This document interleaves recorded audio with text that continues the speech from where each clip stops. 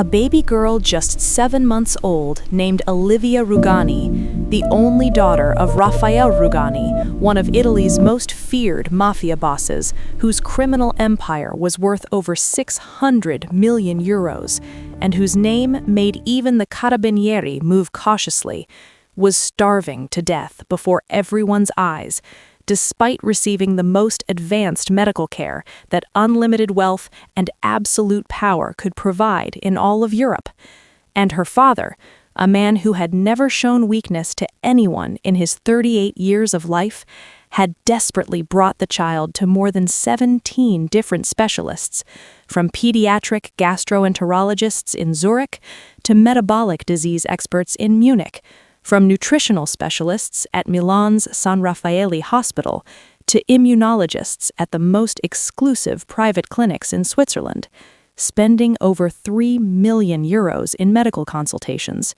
Yet not a single one of them could explain why this infant, who appeared to eat her formula and showed no clear symptoms of any identifiable disease, continued wasting away day after day until her tiny arms became like fragile twigs and her once bright, curious eyes turned hollow and lifeless.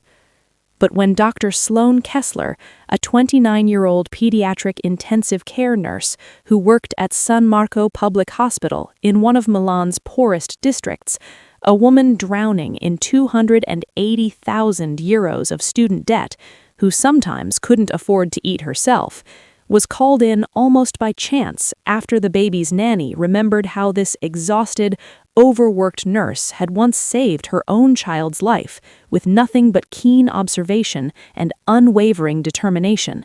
She saw something that all those celebrated doctors, with their prestigious degrees and expensive equipment, had completely overlooked. Before we continue with what Sloane discovered in that guarded villa, we want to hear from you. Tell us in the comments, which country are you watching from right now? What city? What time is it where you are? We love knowing our stories reach people across the world, from different time zones, all connected by these powerful moments. And if this story has already grabbed your heart, hit that like button. It helps us reach more people who need to hear stories of courage and redemption. Now, let's see what happens when desperation meets duty, and a nurse with nothing left to lose walks straight into the lion's den. The break room clock at San Marco Public Hospital read 3:17 a.m. when Sloane Kessler finally collapsed into the worn vinyl chair, her blue scrubs soaked through with sweat and stained with fluids she was too exhausted to identify. 16 hours. 16 straight hours of coding patients, holding the hands of terrified mothers, and trying to perform miracles with equipment that should have been replaced a decade ago. Her hands trembled as she reached for the lukewarm coffee someone had left behind, and she wondered, not for the first time, how much longer her body could sustain this pace before it simply gave out. Her phone vibrated against the table, and Sloane's heart clenched when she saw the name on the screen. Dr. Moretti. Emma's cardiologist never called at 3 in the morning unless something was catastrophically wrong. Dr. Kessler, I need you to come to the hospital immediately. His voice was gentle, but she heard the weight beneath it. Emma's condition has deteriorated significantly. The echocardiogram shows her ejection fraction has dropped to 15%. We're looking at complete heart failure within 2 to 3 weeks, maybe less. The room tilted. Sloane pressed her hand against the table to steady herself. The transplant list. She needs to be moved to the top tier, which requires immediate payment of 175,000 euros for priority placement and the surgery itself. Without it, he didn't finish the sentence. He didn't need to. When the call ended, Sloane opened her banking app with shaking fingers. 340 euros and 27 cents. That was all that stood between her sister and death. She had 280,000 euros in student loans, 3 maxed-out credit cards, and a landlord who'd stopped accepting excuses about late rent 2 months ago. She had nothing. She was nothing. And Emma, sweet Emma, who'd survived their father's fists and their mother's death and 7 years in foster care, was going to die because Sloane couldn't save her. The second call came 12 minutes later from a number she didn't recognize. "Dr. Kessler, it's Sophia Pellegrini. Do you remember me? You saved my son Luca 3 years ago when he had pneumonia and everyone else said it was just a cold." The woman's voice trembled with barely controlled panic. "I need your help. The baby I care for is dying and I don't know what to do anymore." Sloane straightened despite her exhaustion. "What are the symptoms?" "She's wasting away. 7 months old and she weighs less than 4 kilos. The family has taken her to every specialist in Europe, spent millions, but no one can find what's wrong. Dr. Kessler, the family they're powerful, very connected, but something feels wrong here, something I can't explain.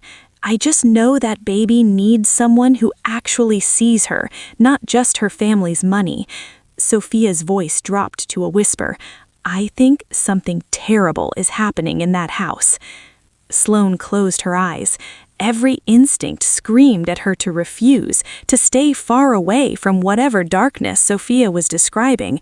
But then she thought of Emma's pale face in the ICU, of the number 175,000 euros burning in her mind, of the fact that she had absolutely nothing left to lose. "Send me the address," she heard herself say. When the location appeared on her phone, Via Monte Napoleone, Milan's wealthiest district, Sloane knew she was about to step into a world that could either save her sister's life or destroy them both. But desperation has a way of making even the most dangerous choices feel inevitable. She grabbed her coat and walked into the night, toward a destiny she couldn't possibly have imagined. Sloane's rusted Fiat sputtered through Milan's Quadrilatero district like a wounded animal limping through a palace. Around her, sleek Mercedes and Maseratis glided past shopfronts where a single handbag cost more than she made in 6 months. The contrast was so stark it felt deliberately cruel. Her world and theirs occupying the same city but existing in completely different universes. Villa Rugani sat at the end of a private street, an 18th-century palazzo that looked less like a home and more like a fortress. 5-meter stone walls surrounded the property, topped with security cameras that tracked her approach with mechanical precision. As she pulled up to the iron gate, 3 men in perfectly tailored suits materialized from the shadows, and Sloane realized with a cold shock that the bulges under their jackets weren't phones. The man who approached her driver's window had a face that told stories, a jagged scar running from his jaw to his ear, gray eyes that had watched people die and felt nothing. "Out of the car. Now." "I'm Dr. Kessler. Sophia Pellegrini called me about—" "I know who you are." His voice carried the flat efficiency of former military. "I'm Samuel Torani, head of security. You don't move, you don't speak, you don't touch anything unless I tell you to. Understood?" The body search was thorough and humiliating. They confiscated her phone, checked her medical bag item by item, even made her remove her shoes. Then Samuel led her through gates that opened with a pneumatic hiss, across a courtyard paved in ancient stone, and through doors that probably cost more than her entire education. The interior took her breath away. Marble halls stretching in every direction, coffered ceilings painted with frescoes, oil paintings in gilded frames that belonged in museums. Every surface gleamed with a perfection that money could buy but never truly earn. Sloane's worn sneakers squeaked against floors so polished she could see her reflection. Samuel stopped before a set of double doors carved from dark wood, knocked twice, and pushed them open without waiting for a response. The study beyond was all leather and shadows, bookshelves climbing to impossible heights, and behind a massive desk sat a man who made the air feel heavier simply by existing. Raphael Rugani was younger than she'd expected, late 30s maybe, but he wore power like other men wore cologne. Sharp Italian features, dark hair swept back, and gray-green eyes that assessed her with the cold calculation of someone who'd built an empire on knowing exactly how dangerous every person in the room could be. "So this is the miraculous Dr. Kessler. You look like you haven't slept in a week, and you think you can succeed where the best doctors in Europe have failed." Sloane forced herself to meet his gaze. "They were looking for a disease, Signor Rugani. Maybe I'll look for the truth instead." Something flickered in those cold eyes, surprise perhaps that she'd dare speak to him that way. He rose from behind the desk, and Sloane realized he was taller than she'd thought, easily 190 centimeters of controlled menace. "You have 1 week," he said, moving closer until she could smell expensive cologne and something darker underneath. "Find the answer or leave and never speak of this family again. And Dr. Kessler, if you harm my daughter, whether through incompetence or intent, you'll wish you'd never been born. Do we understand each other?" "Perfectly." Raphael nodded to Samuel, who led her up a curved marble staircase to the second floor. But when they opened the nursery door, every threat and warning evaporated from Sloane's mind. The baby in the crib was dying. 7 months old, she should have been chubby and curious, reaching for toys and babbling at visitors. Instead, Olivia Rugani lay motionless, her tiny body so emaciated that Sloane could count every rib through paper-thin skin. Arms like fragile twigs, legs that looked like they'd snap if you picked her up, and eyes, those hollow, exhausted eyes that had seen too much suffering for such a short life. Sloane's hand flew to her mouth, horror overriding every other emotion. This wasn't just illness, this was a child slipping away while everyone watched helplessly. And in that moment, standing in a nursery that cost more than most people's houses, Sloane Kessler made a silent vow. Whatever was killing this baby, she would find it, no matter the cost.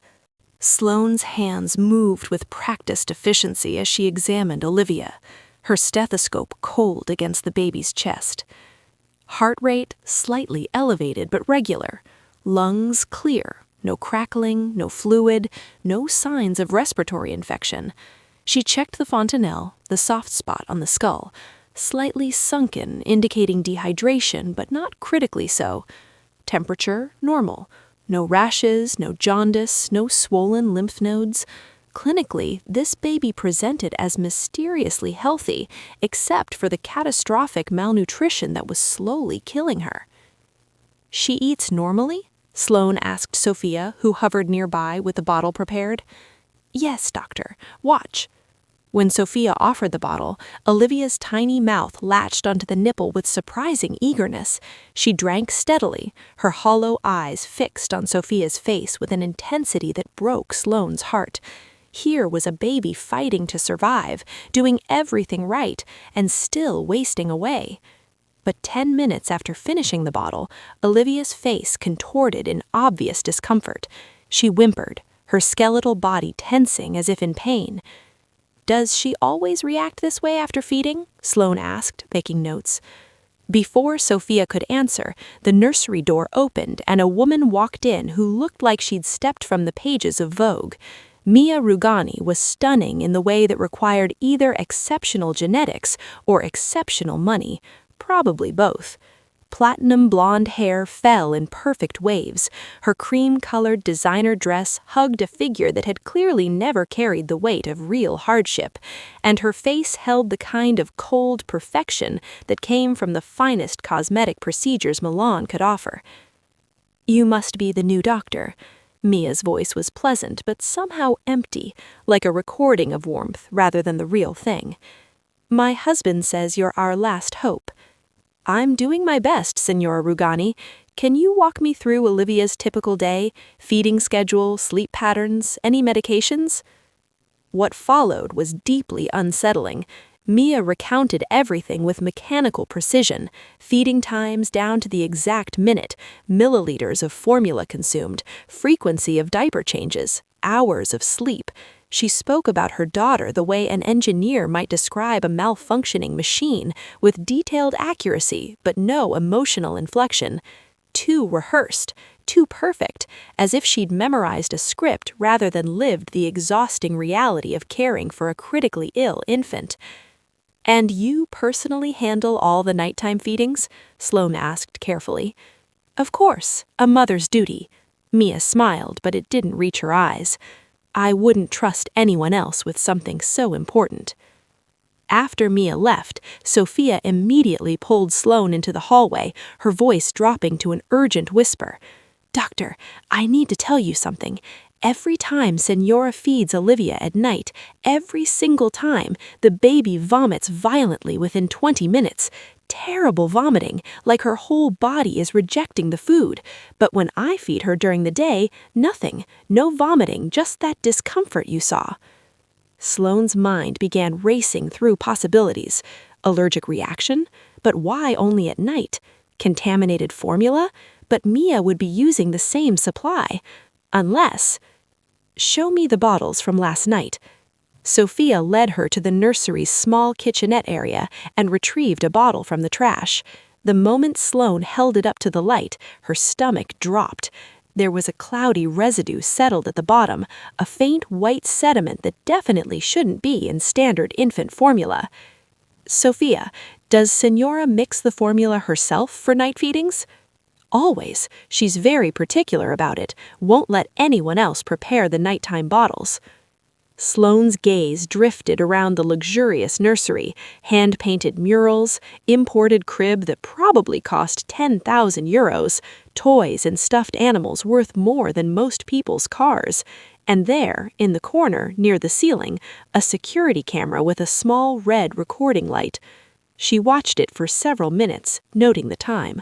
Then she returned the next evening and watched again. The pattern was undeniable. Every night at exactly 11 p.m., the red light blinked off. At 2 a.m., it blinked back on.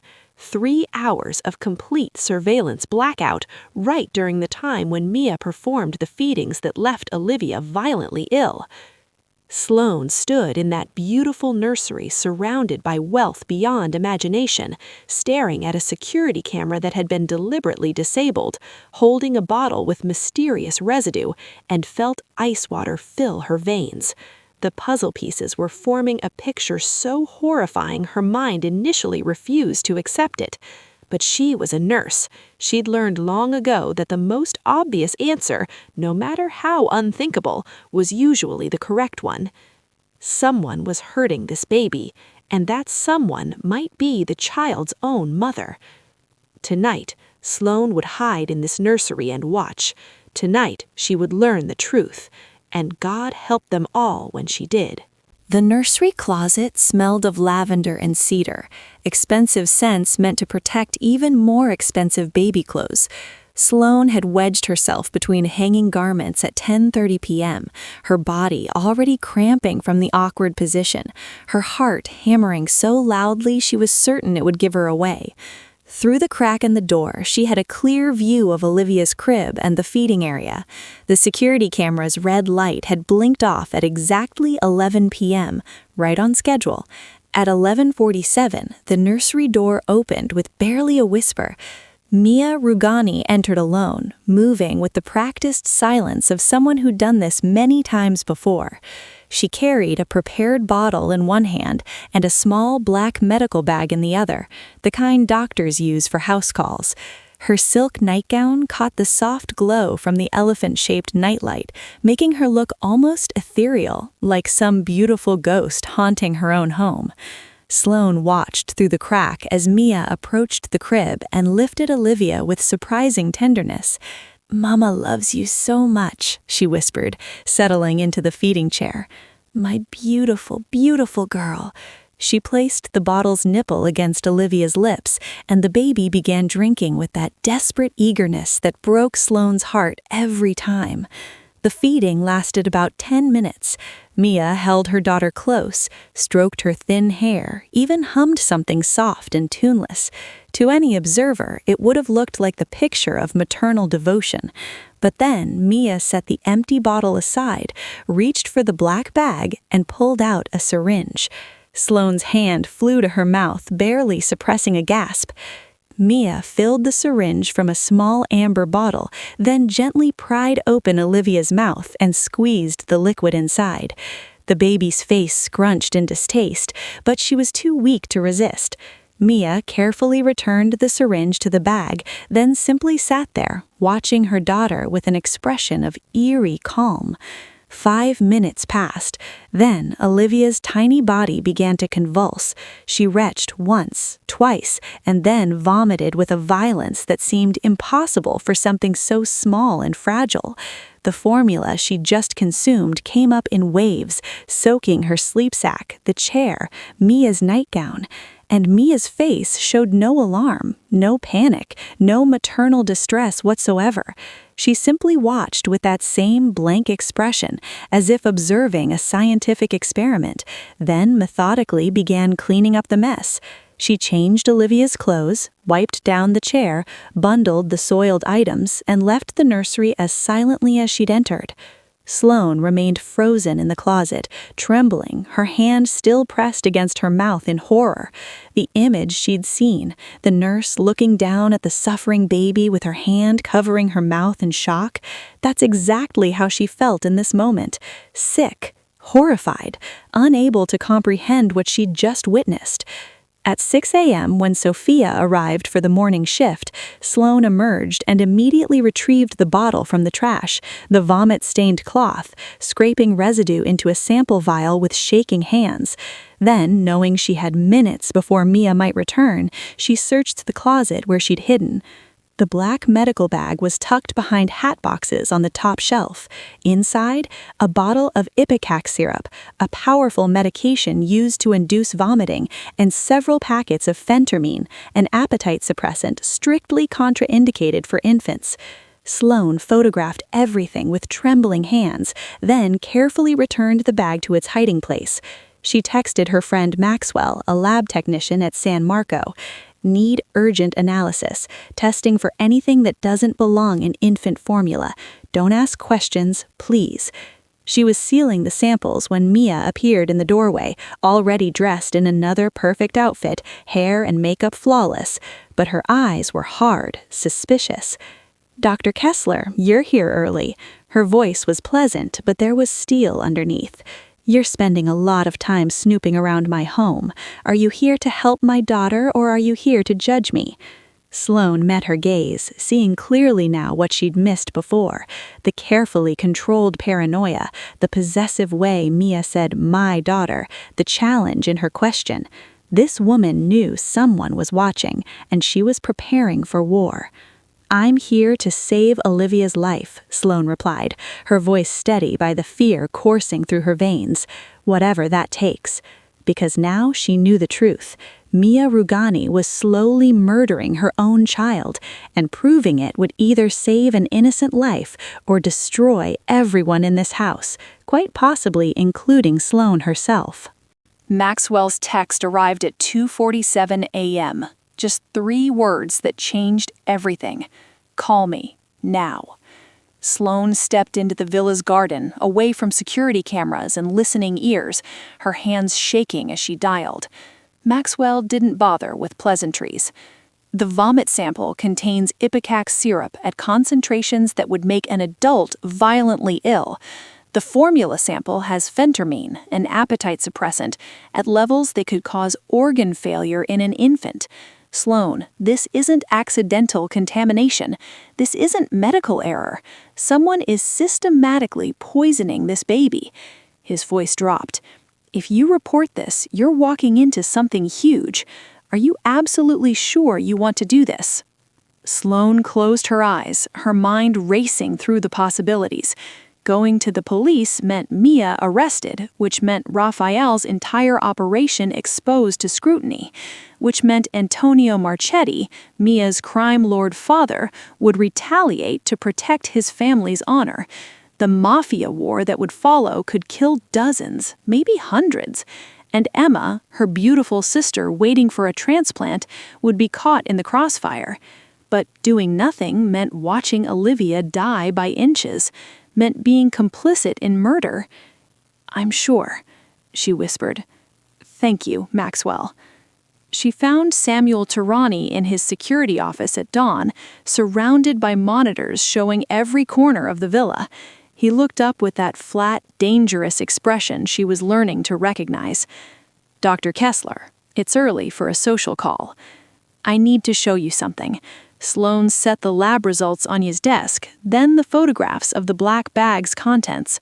"Someone is poisoning Olivia, deliberately, with ipecac and appetite suppressants. I witnessed a nighttime feeding. I have physical evidence, and I need your help." Samuel read the documents in silence, his scarred face unreadable. Then something shifted. His jaw tightened, his hands curled into fists, and Sloane saw rage burning beneath that controlled exterior. "You're accusing Signora Rugani of attempted murder of her own child." "I'm stating facts. What you do with them is up to you." Samuel was quiet for a long moment, his gray eyes distant. When he finally spoke, his voice was rough with old pain. "I had a daughter once, 5 years old, blonde hair, blue eyes, laughed at everything. My old life, before I worked for Raphael. Someone used her to get to me, took her to make me cooperate. By the time I found her, it was too late." He looked directly at Sloane. "I couldn't save her, but I won't let another child die when I have the power to stop it." They formed a plan quickly. Install a hidden wireless camera, capture video evidence of Mia administering the poison, then confront Raphael with proof too undeniable to dismiss, but they needed time to set it up properly. That afternoon, Raphael summoned Sloane to his study. She entered to find Mia already there, seated beside her husband with an expression of wounded innocence. "Dr. Kessler, my wife tells me you've been making her uncomfortable," Raphael said, his voice dangerously soft. "She says you're asking inappropriate questions, invading her privacy. Would you like to explain yourself?" Sloane met his gaze steadily. "I believe Olivia's illness has a cause that hasn't been properly investigated. Someone in this house knows more than they're saying." Mia's face crumpled beautifully.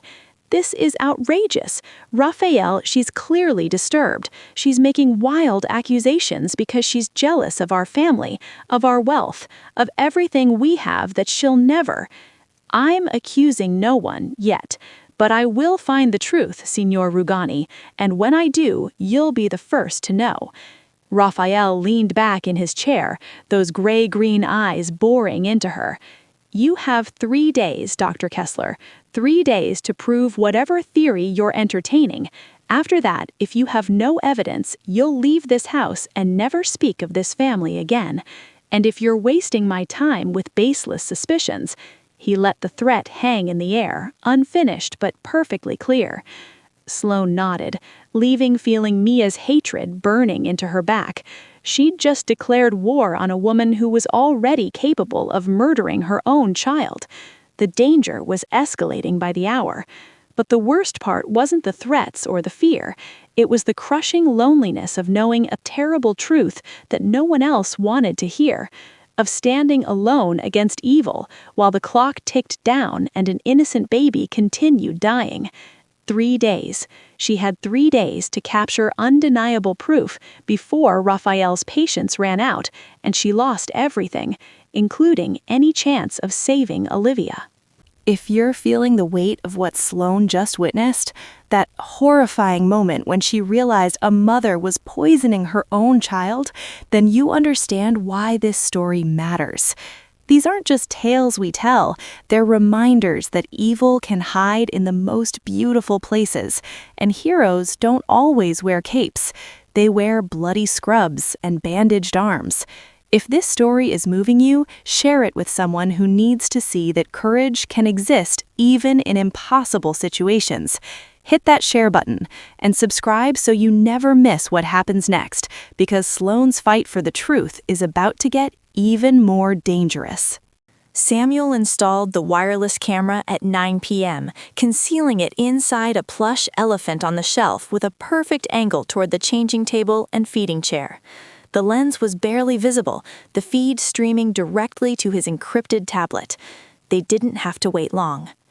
At 1:23 a.m., Sloane sat beside Samuel in his office, both of them watching the screen in tense silence as Mia entered the nursery. She carried the familiar bottle and black medical bag, moving with the confidence of someone who believed she was completely unwatched. The feeding began as before, tender, loving, Mia whispering softly to Olivia as the baby drank. But then Mia did something new. She opened the black bag and pulled out a small packet of white powder, adding it directly to the remaining formula and shaking it vigorously. When Olivia tried to turn her head away, clearly full, Mia forced the nipple back into her mouth. "Come on, beautiful girl, just a little more. Mama needs you to drink it all." The baby whimpered but complied, too weak to resist. Once the bottle was empty, Mia retrieved the syringe and administered the ipecac directly into Olivia's mouth. Then she settled back in the chair and checked her watch, timing it like a nurse monitoring medication. What came next made Sloane's blood run cold. "I'm sorry, my beautiful girl," Mia whispered, stroking Olivia's thin hair as the baby's face began to contort. "But you don't understand. When you're healthy, your father disappears. He goes to his meetings, his business, his dangerous men. He looks through me like I'm furniture, like I'm just another expensive thing he owns. But when you're sick, everything changes. He cancels everything. He sits by your crib for hours. He holds my hand. He asks me questions. He sees me. I exist again." Olivia began to retch, and Mia's voice grew more urgent, more desperate. "I need him to love me the way he loves you. Can you understand? I don't want to hurt you. I never wanted to hurt you. I just need him to stay. I need him to look at me like I matter, like I'm not just invisible." The vomiting started, violent, terrible convulsions that shook the baby's fragile body, and Mia cried. Real tears streamed down her perfect face as she watched her daughter suffer, as if she genuinely believed this twisted act was somehow an expression of love, of need, of desperation, rather than the cruelty it truly was. Sloane turned away from the screen, her hand over her mouth, feeling physically ill. Samuel's face had gone white beneath his tan, his scarred jaw working with suppressed rage. "We show this to the boss, now." But at 6 a.m., before they could arrange the meeting, Sloane encountered Mia in the hallway outside the nursery. The woman's perfect mask was already cracking. Her eyes held a wild paranoia. Her movements were jerky, uncontrolled. "You know what you're doing. It ends today." Sloane's voice was steady, final. Something shattered in Mia's expression. "You self-righteous bitch. You think you understand? You think you know what it's like to be invisible in your own home? To give everything and receive nothing?" Mia's hand shot to the medical supply tray on the hallway table, closing around a sterile scalpel. Before Sloane could react, the blade slashed across her forearm, cutting through fabric and skin in one burning line. Blood bloomed immediately, soaking through her scrubs. Sloane fought back on instinct, grabbing Mia's wrist as they struggled. They crashed through the nursery door, knocking over a chair, sending toys scattering. And then Sloane heard it, a terrible silence from the crib. She shoved Mia away and ran to Olivia. Her lips were blue-tinged, her chest still. She wasn't breathing. Oh God, no! Sloane's training kicked in automatically. She scooped up the tiny body, tilted the head back, checked the airway, blocked with aspirated vomit. She suctioned it clear with her finger, positioned Olivia on her forearm, and began infant CPR. 2 fingers on the chest, 30 compressions, 2 tiny rescue breaths. Again. "Come on, sweetheart. Come on. Breathe for me. Breathe." 30 more compressions. 2 more breaths. Sloane's arm was bleeding freely, dripping onto the floor, but she didn't care. Nothing mattered except this baby's life. Samuel burst through the door, took one look at the scene, Mia huddled in the corner, Sloane covered in blood performing CPR, and immediately subdued Mia with ruthless efficiency. And then Olivia coughed.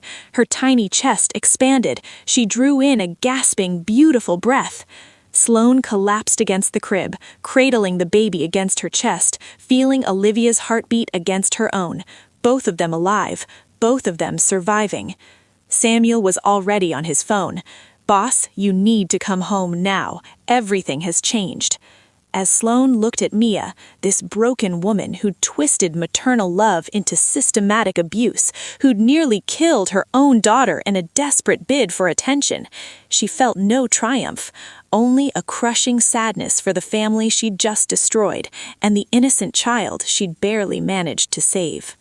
Raphael Rugani burst through the nursery door 15 minutes later, his expensive suit disheveled, face pale with fear.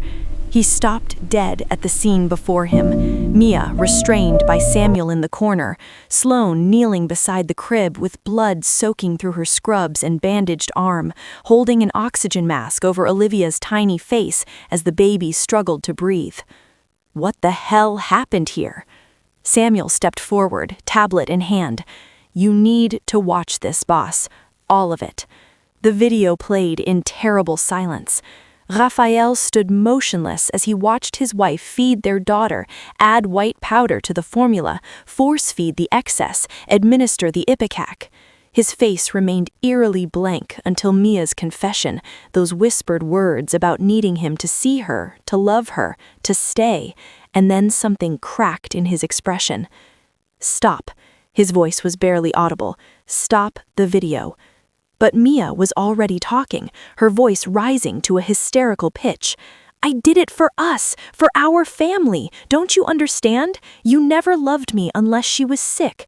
When Olivia was healthy, you disappeared. You chose your empire, your business, your violence over me. But when she was dying, you finally came home. You finally looked at me like I existed." Raphael turned to face his wife, and Sloane saw something she never expected to witness, the most powerful crime lord in Italy completely falling apart. His knees buckled.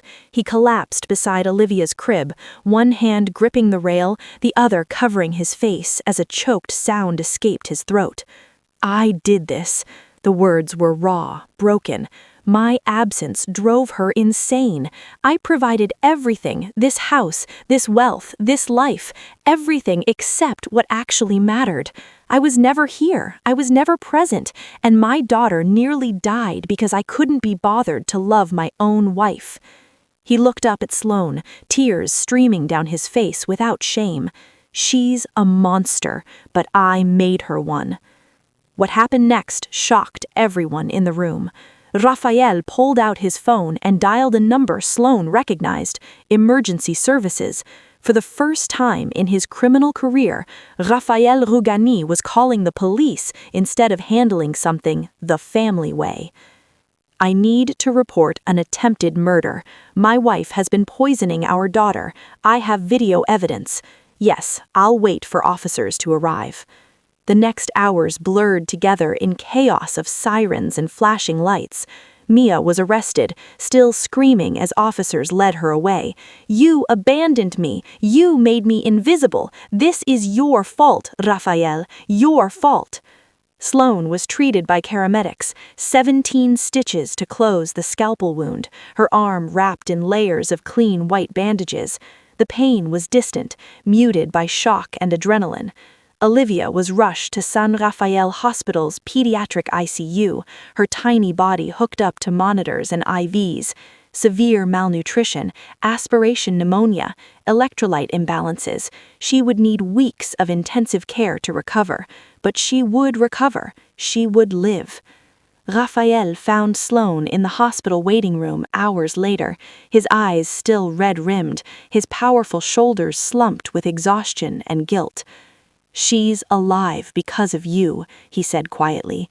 My daughter is alive because you had the courage to see what I refused to see, to fight for her when I was too blind to protect her from my own wife. Whatever you need, anything, it's yours. I owe you a debt I can never repay." Before Sloane could respond, Raphael's phone rang. He answered, listened, and his face went hard as stone. "Antonio Marchetti," he said, after hanging up. "Mia's father. He says—" Raphael's jaw tightened. "He says that you've destroyed his daughter and humiliated his family, that there will be consequences for you and everyone you love." The words hit Sloane like ice water. Emma, her sister, was still vulnerable in the hospital, still waiting for her transplant, still completely unprotected. "I'm assigning protection to you and your sister immediately. 24 hours, 7 days a week. Marchetti won't touch either of you. I promise you that." Sloane nodded, too numb to speak. Justice had been served. Olivia would survive. But as Sloane sat in that sterile waiting room, her arm throbbing, Raphael making calls to mobilize his security forces, she understood with perfect clarity that this wasn't over. She'd saved a child's life, but the cost, the terrible mounting cost, was only beginning to be counted. 5 days after Mia's arrest, Sloane left San Rafael Hospital at 9 p.m., exhausted after spending the evening with Emma, whose color was finally improving as she waited for her transplant. The parking garage was nearly empty, her footsteps echoing off concrete as she walked toward her rusted Fiat. She was fumbling for her keys when the black van appeared, blocking the exit ramp. 4 men emerged before she could scream. One clamped a cloth over her mouth and nose, the sickly sweet smell of chloroform flooding her senses, and the world tilted sideways into darkness. She woke to throbbing pain in her head and the metallic taste of blood in her mouth. Her hands were zip-tied behind her back, secured to a metal chair in what looked like a basement. Bare concrete walls, a single hanging bulb, the smell of mildew and old violence. And standing before her was a man who shared Mia's ice-blue eyes and aristocratic features, though his face was harder, crueler, carved by decades of enforcing his will through fear. "Nurse Kessler, I'm Antonio Marchetti." His voice carried the refined accent of old Italian money, mixed with the edge of someone who'd ordered countless deaths. "My daughter is in a psychiatric facility facing 20 years in prison because of you, so we're going to have a conversation about fixing that." He pulled up a chair, sitting close enough that she could smell his expensive cologne. "Here's my proposition. You recant your testimony. You say you made a mistake, that you misinterpreted what you saw. My daughter goes free, you and your sister receive 500,000 euros, and everyone moves on with their lives. Simple." Sloane met his gaze despite the fear coursing through her. "Your daughter was torturing an infant, systematically poisoning her own child. I won't help her hurt Olivia again." Antonio's face hardened. Wrong answer. The first blow came from behind, a fist to her kidney that sent agony exploding through her body, then another to her ribs, and another. The beating was methodical, professional, designed to inflict maximum pain without killing. When it stopped, Antonio held up his phone, showing a live video feed. Emma, in her hospital bed, and standing beside her, partially visible, was an armed man. "One phone call," Antonio said softly. "That's all it takes. Your sister dies choking on her own blood, and you get to live knowing you chose a stranger's child over your own family. So I'll ask again, will you recant?" Blood dripped from Sloane's split lip. Her ribs screamed with every breath, at least 2 broken, but her voice was steady. "No." "You self-righteous fool!" Antonio's composure finally cracked. "You think Raphael Rugani cares about you? You're a tool he'll use and discard. You're nothing to him." Sloane actually laughed, though it hurt. "Maybe you're right. Maybe I am nothing to him. But at least Olivia gets to live, and that's worth more than anything you could threaten me with." Meanwhile, across Milan, Raphael Rugani was tearing his empire apart looking for her. Sloane's protection detail had found her phone smashed in the parking garage, but Samuel had already traced its last location and pulled security footage showing the van. Facial recognition identified 2 of Marchetti's enforcers. "I've located the warehouse, old meatpacking facility in the industrial district. I'll take a team of 12, extract her within the hour." "I'm coming." Raphael's voice left no room for argument. "Boss, this is operational. She saved my daughter's life. Now I save hers. That's non-negotiable." The assault was swift and brutal. Raphael's team hit the warehouse from 3 directions simultaneously, cutting through Marchetti's guards like a scythe through wheat. Raphael himself moved through the building with terrifying efficiency, putting bullets in 5 men who stood between him and the basement door. He kicked it open to find Antonio holding a gun to Sloane's temple, her face bloodied and swollen, her body clearly beaten. "Another step and she dies," Marchetti screamed. Raphael stopped, his own weapon raised, his voice deadly calm. "You think I got where I am by making bad trades? Kill her, you die within the second. Release her, you live. Your choice, Antonio." "You wouldn't dare. Your empire would—" "My empire means nothing if I can't protect the people under my protection." Raphael's eyes were ice cold. "She's family now, and you put your hands on family." Marchetti's gun wavered. That single moment of hesitation was all Raphael needed. He fired once, hitting Marchetti's gun hand. The weapon clattered to the floor.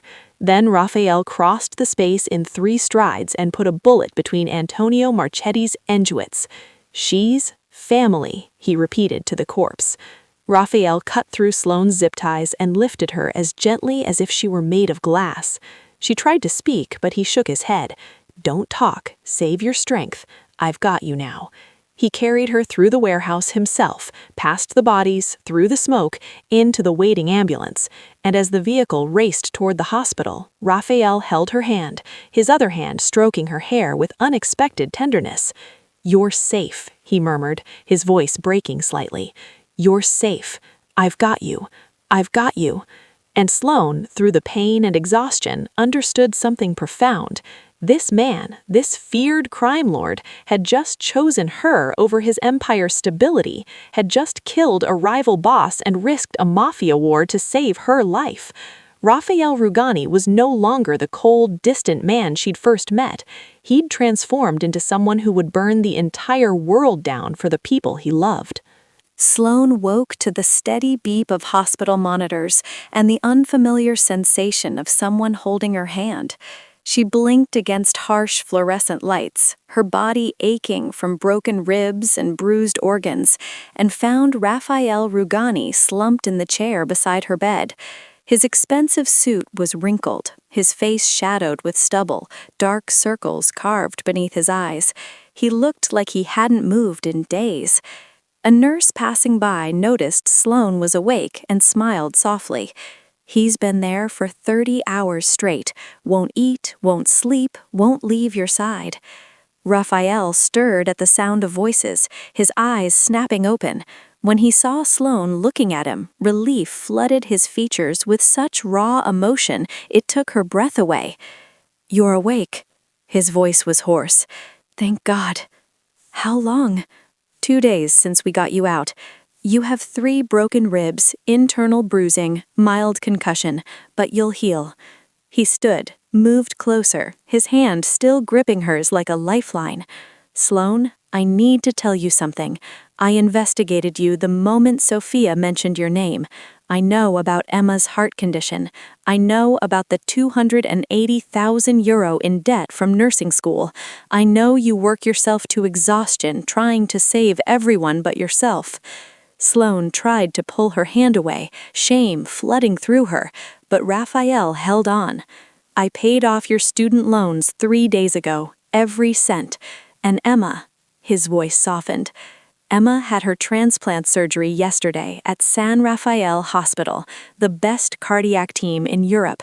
The surgery was successful. She's in recovery right now, and she's been asking for you non-stop." Tears spilled down Sloane's cheeks before she could stop them. "Why? Why would you do that? You don't even know me." Raphael sat on the edge of her bed, his gray-green eyes holding hers with devastating honesty. Because in 1 week you gave me back my daughter and showed me what kind of father, what kind of man I want to be. Because you risked your life for a child who wasn't yours, stood up to me when everyone else cowers, and looked at a criminal everyone fears and saw someone worth challenging. He paused, his thumb brushing across her knuckles. And because I'm falling in love with you. The 3 weeks that followed felt like learning to breathe again. Sloane stayed at Villa Rugani, helping monitor Olivia's recovery, watching the baby girl slowly transform from skeletal and listless to pink-cheeked and curious. And she watched Raphael transform too, saw him cancel business meetings to sit by his daughter's crib, saw him read bedtime stories in terrible English accents that made Olivia giggle, saw him become present in ways he'd never allowed himself before. Late at night, after Olivia was asleep, Raphael and Sloane would sit in the garden and talk for hours. He told her about his brutal childhood, a father who'd beaten love and vulnerability out of him, who'd taught him that emotion was weakness and control was survival. She told him about lonely years in foster care, about raising Emma while she still a child herself, about learning that asking for help meant risking rejection. I married Mia because my father arranged it for a business alliance, Raphael admitted one night, moonlight casting shadows across his face. I never loved her. I provided everything material, but I gave her nothing real. And that neglect, it broke something in her mind. I carry that guilt. Sloane took his hand. You didn't cause her illness. Mental disorders don't work that way. But you can choose to be present now, for Olivia, for yourself. That's all any of us can do. 1 year later, on an autumn evening when golden light filtered through the nursery windows, Raphael led Sloane into that same room where their story had begun. Olivia, now a healthy, bright-eyed 19-month-old daughter, was running in circles, chasing Emma, who'd made a full recovery and now lived with them while studying pre-medicine. The two were inseparable, sisters in every way that mattered. In the corner sat Olivia's original hospital bassinet, kept as a reminder of how close they'd come to losing everything. Raphael scooped up his daughter, who immediately wrapped chubby arms around his neck, then turned to Sloane. And before she could ask what was happening, he carefully shifted Olivia to one arm and lowered himself to one knee.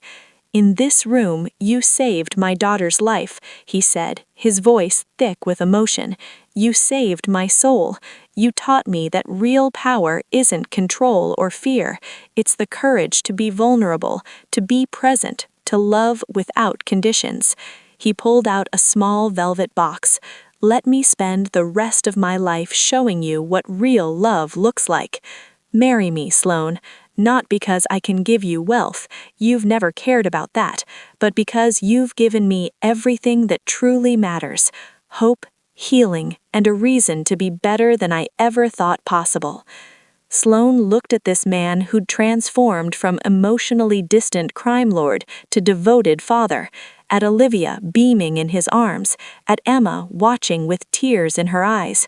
And she thought about the journey that had brought them here, through darkness and violence, through truth-seeking and sacrifice, through choices that cost everything and gave back even more. I've spent my whole life believing I had to earn love through sacrifice, she said, through happy tears. You've taught me I'm enough just as I am. Yes, yes, Raphael, 1,000 times yes. He stood and kissed her, Olivia giggling between them, and Emma rushed over to join the embrace. The 4 of them stood in that nursery: Raphael, Sloane, Olivia, Emma, no longer broken individuals, but a found family, proof that even the most damaged souls can heal each other through unconditional love. Outside, autumn leaves danced in the fading light. Inside, a new chapter was beginning, one built not on power or wealth, but on presence, on truth, and on the revolutionary act of choosing love over fear. And that's how a struggling nurse from Milan's poorest hospital became the woman who saved not just a baby's life, but an entire family's soul. Before you go, we want to hear from you one more time. Tell us in the comments which country you're watching from, what city, what time it is right now, and where you are. At home, at work, on your commute? We love knowing our community spans the entire globe.